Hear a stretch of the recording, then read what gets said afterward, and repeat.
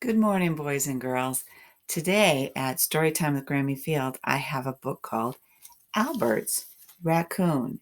Have you heard of this story before? Well, let's see what it's about.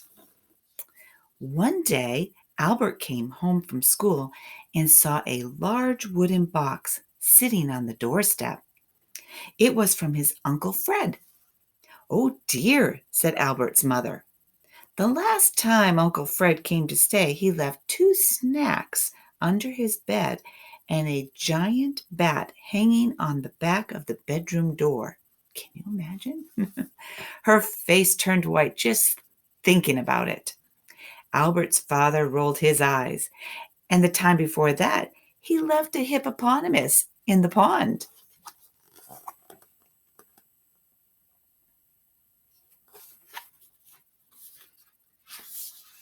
They all looked at the box again. There was a letter pinned to its side. "Dear Albert, please look after Rocky. He eats frogs, chicken legs, crabs, clams, apples, nuts, beetles, and lizards. I have gone to help a bear with a sore head. Love, Uncle Fred." Albert opened the box. A small black and white animal with a striped tail climbed out. It looked like a furry burglar. It was a raccoon. "Wow!" cried Albert. "Oh dear," said his mother. "Oh no," said his father. "Church," said Rocky the raccoon.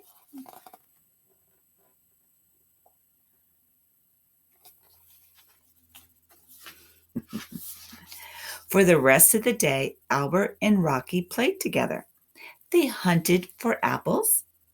They cracked nuts. They looked everywhere for lizards. Soon they were the best of friends.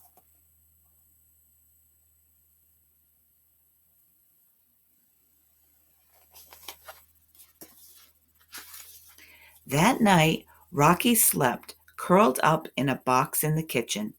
That night, Albert was so excited he could barely sleep. He was excited because he was going to visit his father's candy factory the next day. That sounds like an exciting adventure, too. But most of all, he was excited because he had a brand new, wonderful pet. Early the next morning, a terrible scream came from the kitchen. Albert jumped out of bed and ran down the stairs. Albert's mother was standing in the middle of the kitchen. It looked like something out of a strange dream. What do you think it's going to be?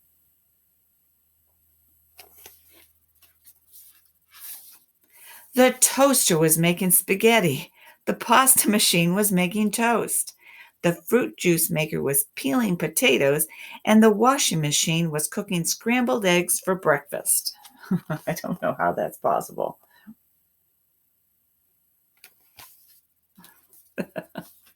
Don't put spaghetti in your toaster. Albert's father walked into the kitchen. Rocky opened one eye, then quickly pretended to be asleep. Albert's father looked at Albert's mother. Albert's mother looked at Albert.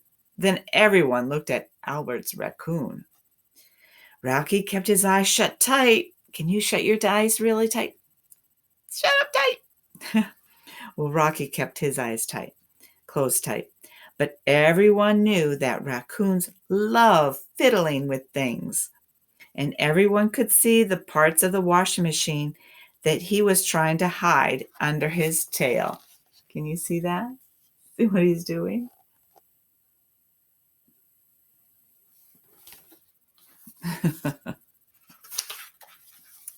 "That raccoon is not staying in my house," cried Albert's mother. "What are we going to do?" asked Albert's father. "I'll call the Raccoon Protection Society. They can pick him up today," said Albert's mother. "Chur, chur," Rocky said. "I don't want Rocky to go," cried Albert. "Don't worry, dear," said his mother. "We'll get you another pet, a puppy or a kitten maybe." But Albert wasn't listening. He was making a plan.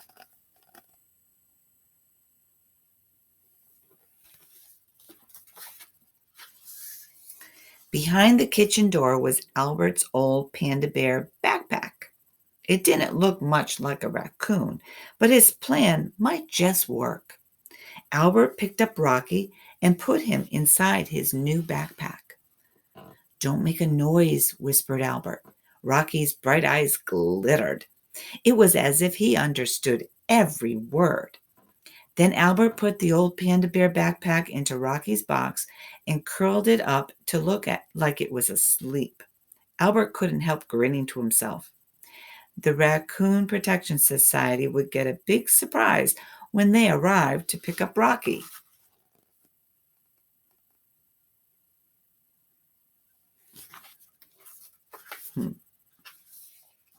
10 minutes later, Albert and his father set off for the candy factory. "Today is a very important day at the factory, Albert," said his father. "Well, why?" asked Albert. "Mr. Carmel Chew is coming, so nothing can go wrong."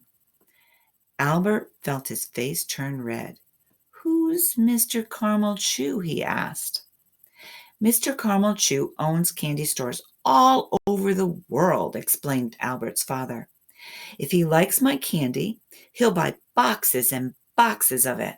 "Churr, churr," said Rocky from inside Albert's backpack.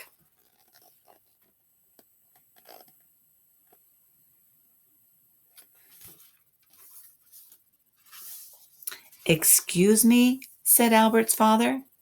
Albert turned even redder. I'm sure Mr. Chew will love your candy," he said quickly. At that moment, they drove through the factory gates. The telephone was ringing when Albert and his father walked into the candy factory. "I won't be a minute," said Albert's father. "Don't touch anything." Albert grinned. The factory was his favorite place in the whole world. It was full of machines that whistled and rumbled and rattled.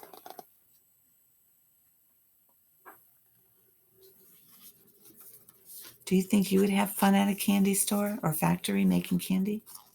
I think it would be fun. At one end of the factory, 6 huge beaters twirled around and around in 6 tubs full of a sticky candy mixture. At the other end of the factory, the candy mixture was baked in a giant oven. Then it was to cut into all kinds of shapes and sizes by a special chopping machine. Finally, all the candies were covered with the different colored coatings.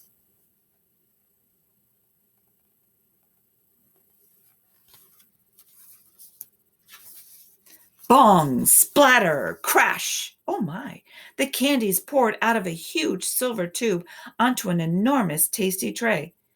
That was Albert's favorite part.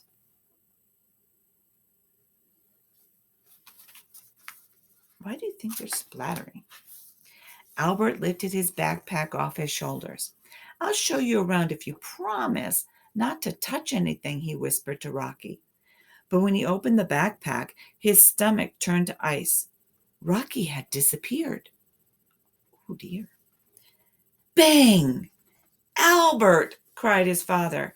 He ran from his office through a snowstorm of marshmallows. He ducked as thousands of gummy babies shot through the air. "I asked you not to touch." But he never finished his sentence.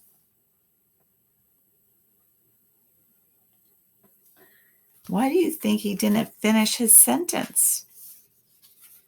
Well, let's find out. Through the control room window, he saw a black and white furry animal sitting in front of a panel of levers and lights. It was Rocky the Raccoon, and he was having the best time ever. Suddenly, the machines went crazy and made a noise they had never made before. Albert gulped. Albert's father's eyes turned as big as saucers. Just then, the factory door swung open, and there's Rocky. He looks like he's having a grand old time. Okay, so the door swung open. "Good morning," said a deep, smooth voice.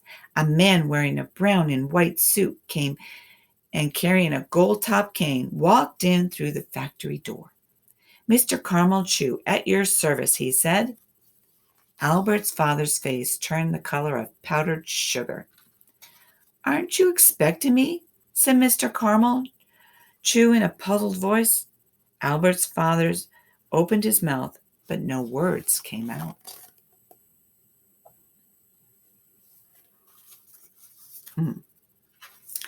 Albert looked at Rocky. Rocky looked back. His eyes twinkled. Suddenly, Albert knew everything would be all right. Of course we're expecting you, he said quickly, and we have some wonderful candy to show you. We do, said Albert's father in a hollow voice. Of course we do, said Albert. Mr. Carmel Chew looked from one person to the other. He flipped open his notebook. Excellent, he said. Show me the way.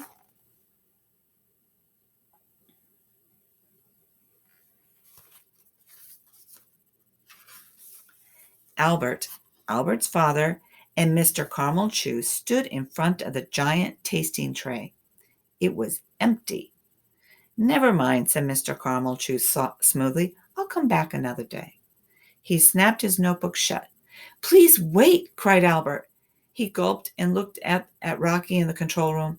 I'm sure something will happen. Albert's father rolled his eyes. Suddenly, there was a whiz and a whir and a clatter from the candy-making machine. Goodness me, cried Mr. Carmel Chew. Something is happening.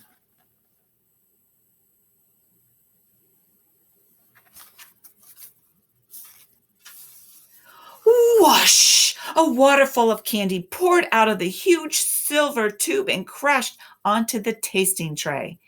They were the strangest looking candies you could ever imagine.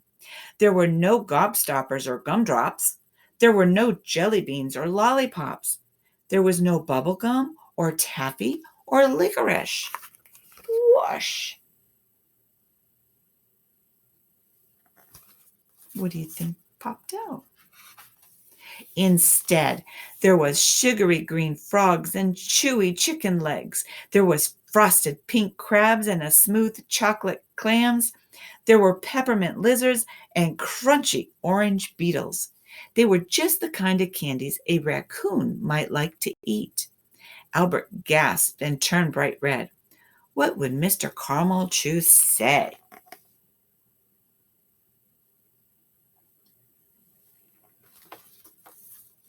I think those are interesting looking candies.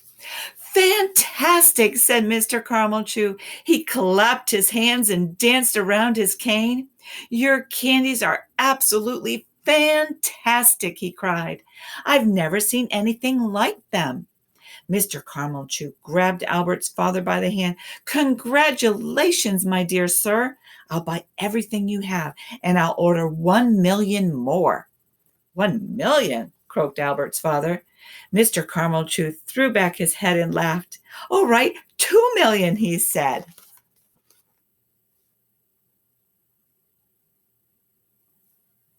That's a lot of candy. At that moment, Rocky the raccoon scampered across the floor and jumped into Albert's arms. Goodness gracious, cried Mr. Carmel Chew. He peered into Rocky's clever eyes. Why, it looks like a raccoon. Albert's father patted Albert's shoulders and tickled Rocky's ears. This isn't a raccoon, he said proudly. This is a small, furry, candy-making genius.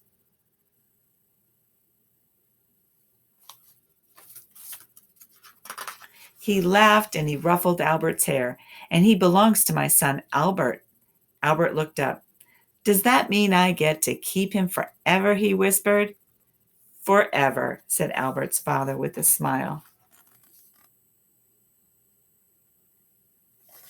And before I forget, the author of this book is Karen Wallace and illustrated by Percy. I forgot to mention that at the beginning of the story.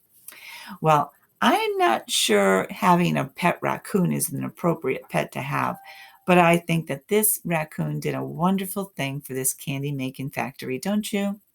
Well, I'm glad that you joined me today for Storytime at Grammy Field, and I hope you have a fabulous day.